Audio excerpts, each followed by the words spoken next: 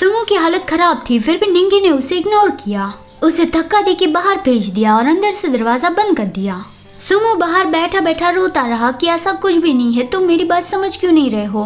तभी सुमो की धड़कन बहुत ही तेज हो गई और वो फिर से दरवाजा खटखटाने लगा और रोते हुए निंगी से रिक्वेस्ट करने लगा कि प्लीज निंगी दरवाजा खोलो। थोड़ी देर बाद निंगी ने दरवाजा खोला।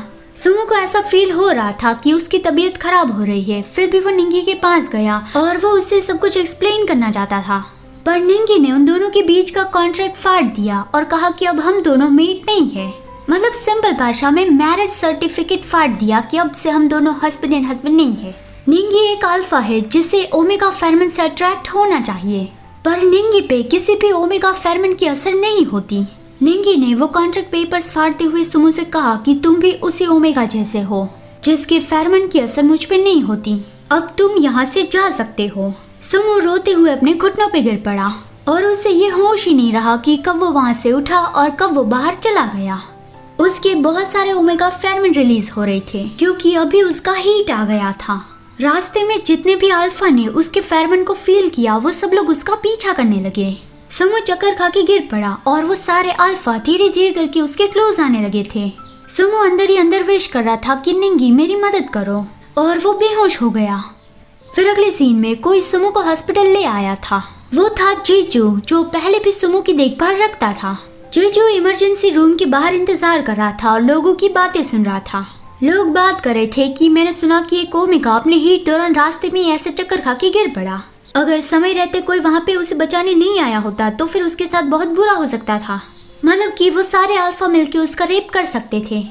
डॉक्टर ने जीजू को बताया कि सुमो को ऑलरेडी मार्क किया जा चुका है, पर कुछ कारण मार्किंग प्रोसेस अधूरा रह गया है और ऊपर से सुमो सप्रेसर ले रहा था, मतलब कि अपने हीट साइकिल को रोकने के लिए जो दवाई ली जाती है वो, और उन सारी दवाई को लेने की वजह से उसकी बॉडी पे बहुत ही बुरा असर पड़ा है। पेशेंट यानी कि सुमो को अपने मेट के साथ वो मार्किंग प्रोसेस पूरा करना होगा। अगर उसका मेट ये नहीं कर सकता तो फिर उसे जल्दी ही एक नया मेट ढूंढना होगा, नहीं तो फिर आज जो हुआ वो आगे भी होगा, और अगर ऐसा होता ही रहा तो फिर सुमो हमेशा के लिए कोमा में चला जाएगा।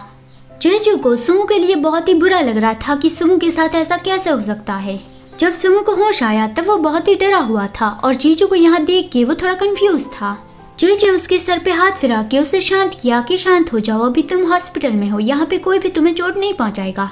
और उसने सुमो का हाथ पकड़ के कहा कि अब वो सुमो से दूर नहीं रहना चाहता, सुमो उसके साथ ही रहने आ जाए। वो दोनों पूरी लाइफ साथ रहेंगे और जीजू उसकी देखभाल करेगा। मतलब कि जीजू सुमो को अपना बॉन्डिंग पार्टनर बनाना चाहता है, उसे मार्क करना चाहता है, लेकिन सुमो उसे जवाब देने में हेजिटेट कर रहा था क्योंकि 3 महीने पहले जो हुआ था उस वजह से। तो अब दिखाई जाती है 3 महीने पहले की बात। निंग फैमिली विला में निंगी अपने बेडरूम में था। सुबह जब उसकी नींद खुली तब उसने अपने बेड पर किसी और को भी पाया, वो था सुमो, और यही उन दोनों की पहली मुलाकात थी।